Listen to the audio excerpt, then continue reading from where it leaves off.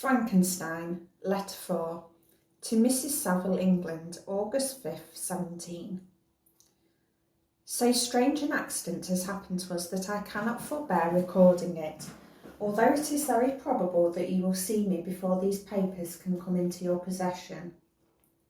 Last Monday, July 31st, we were nearly surrounded by ice, which closed in the ship on all sides, scarcely leaving her the sea room in which she floated. Our situation was somewhat dangerous, especially as we were compassed round by very thick fog. We accordingly lay to, hoping that some change would take place in the atmosphere and weather. About 2 o'clock the mist cleared away, and we beheld, stretched out in every direction, vast and irregular plains of ice which seemed to have no end. Some of my comrades groaned, and my own mind began to grow watchful with anxious thoughts, when a strange sight suddenly attracted our attention and diverted our solicitude from our own situation. We perceived a low carriage, fixed on a sledge and drawn by dogs, pass on towards the north at the distance of half a mile. A being which had the shape of a man, but apparently of gigantic stature, sat in the sledge and guided the dogs. We watched the rapid progress of the traveller with our telescopes until he was lost among the distant inequalities of the ice. This appearance excited our unqualified wonder. We were, as we believed, many hundred miles from any land, but this apparition seemed to denote that it was not in reality so distant as we had supposed.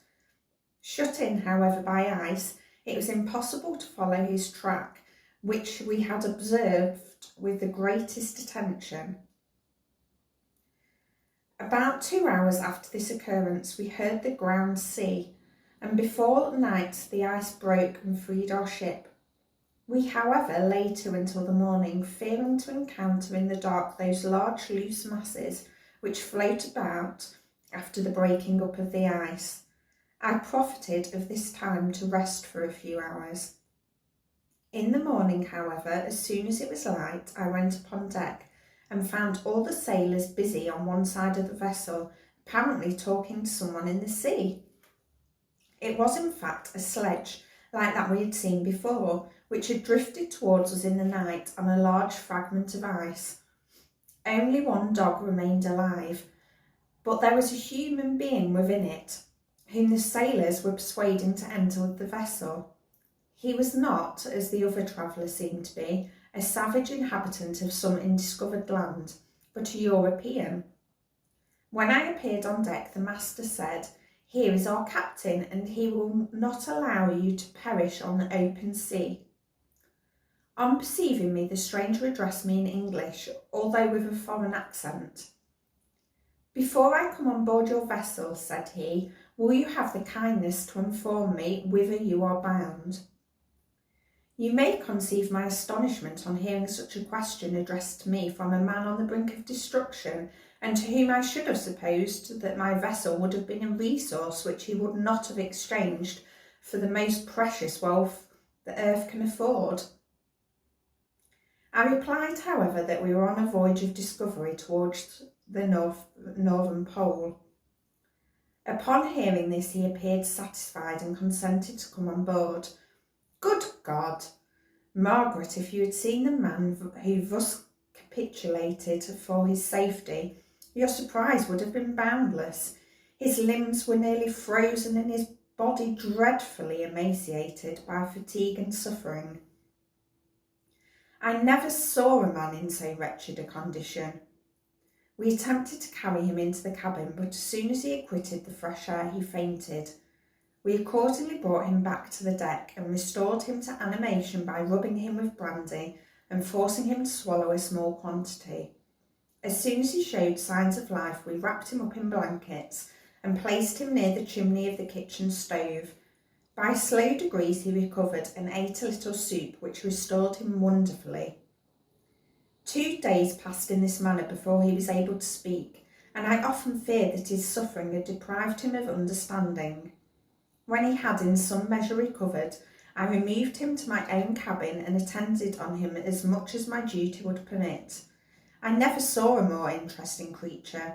His eyes have generally an expression of wildness and even madness, but there are moments when, if anyone performs an act of kindness towards him or does him the most trifling service, his whole countenance is lit up, as it were, with a beam of benevolence and sweetness that I never saw equalled.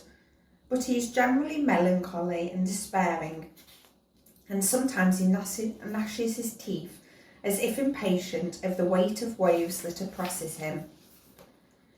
When my guest was a little recovered, I had great trouble to keep off the men who wished to ask him 1,000 questions, but I would not allow him to be tormented by that idle curiosity, in a state of body and mind whose restoration evidently depended upon entire repose. Once, however, the lieutenant asked why he had come so far upon the ice in so strange a vehicle. His countenance instantly assumed an aspect of the deepest gloom, and he replied, "To seek one who fled from me." "And did the man whom you pursued travel in the same fashion?" "Yes." "Then I fancy we have seen him, for the day before we picked you up we saw some dogs drawing a sledge with a man in it across the ice." This aroused the stranger's attention, and he asked a multitude of questions concerning the route which the demon, as he called him, had pursued. Soon after, when he was alone with me, he said, "I have doubtless excited your curiosity, as well as that of these good people, but you are too considerate to make inquiries." "Certainly, it would indeed be very impertinent and inhuman of me to trouble you with the inquisitiveness of mine. And yet you rescued me from a strange and perilous situation. You have benevolently restored me to life." Soon after this he inquired if I thought that the breaking up of the ice had destroyed the other sledge. I replied that I could not answer with any degree of certainty, for the ice had not broken until near midnight, and the traveller might have arrived at a place of safety before that time, but of this I could not judge. From this time, a new spirit of life animated the decaying frame of the stranger. He manifested the greatest eagerness to be upon deck, to watch for the sledge which had before appeared, but I persuaded him to remain in the cabin, for he is far too weak to sustain the rawness of the atmosphere. I have promised that someone should watch for him and give him instant notice if any new object should appear in sight.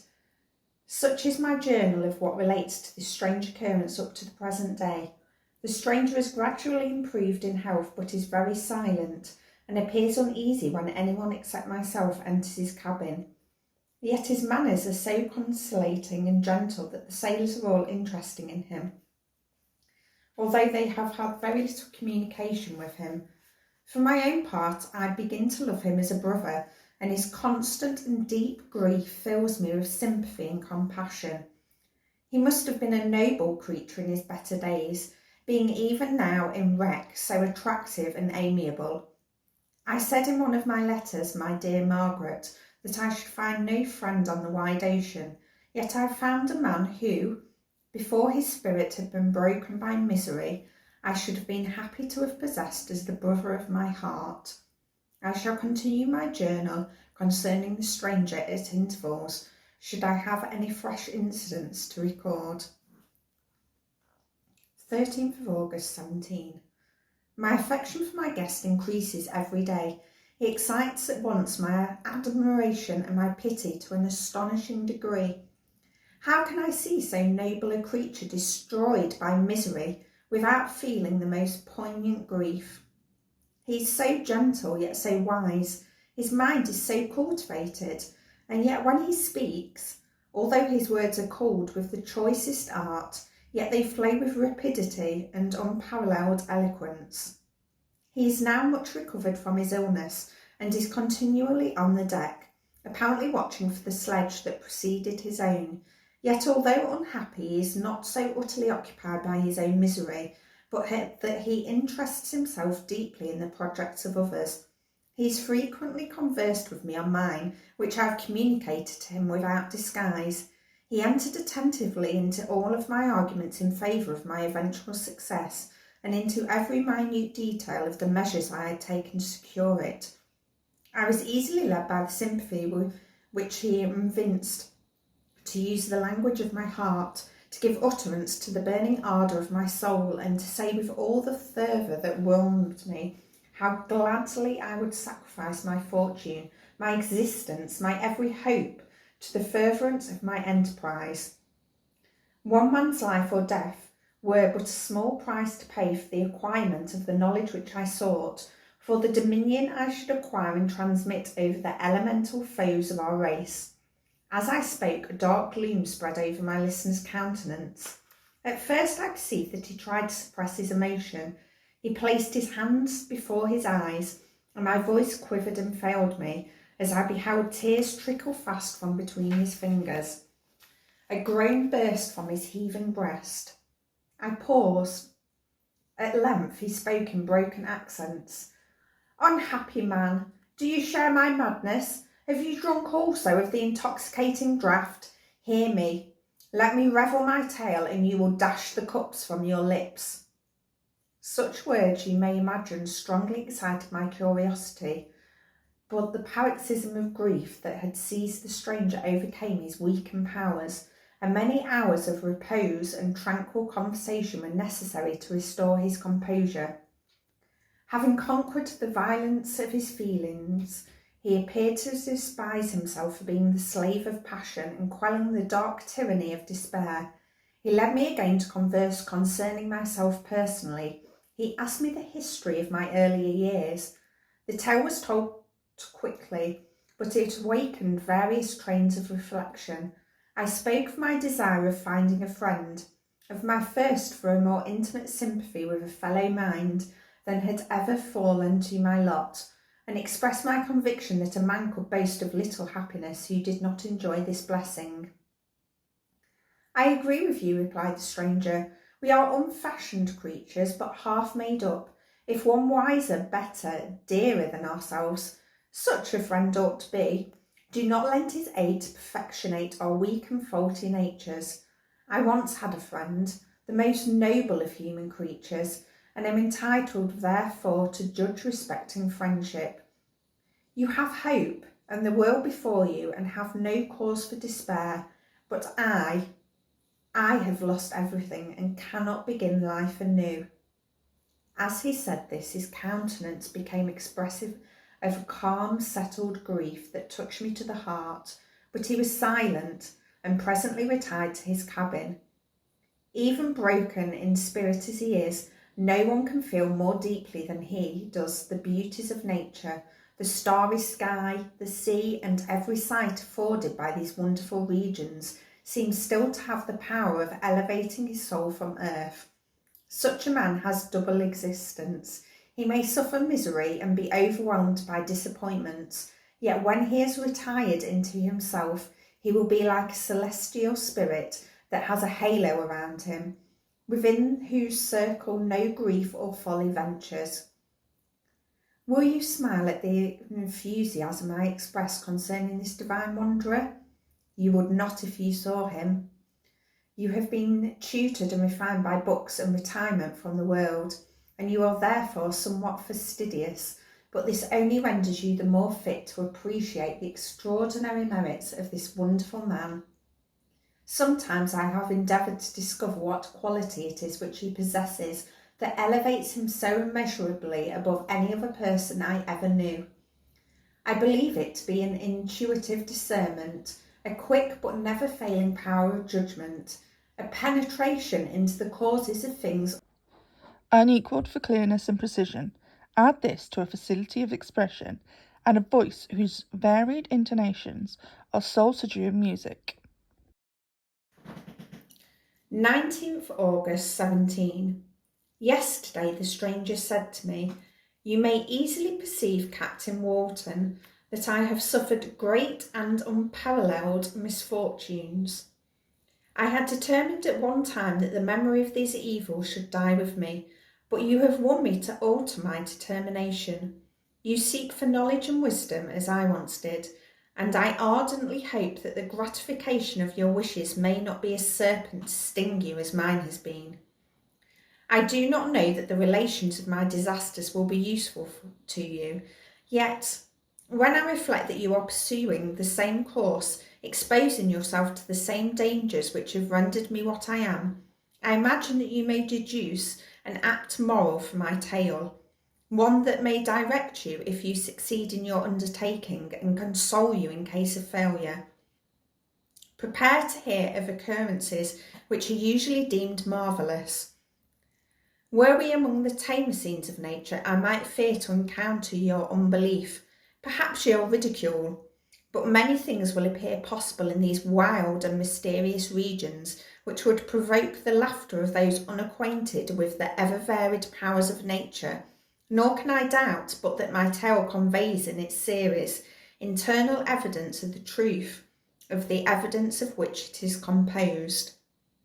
You may easily imagine that I was much gratified by the offered communication, yet I could not endure that he should renew his grief by a recital of his misfortunes. I felt the greatest eagerness to hear the promised narrative, partly from curiosity, and partly from a strong desire to ameliorate his fate, if it were in my power. I expressed these feelings in my answer.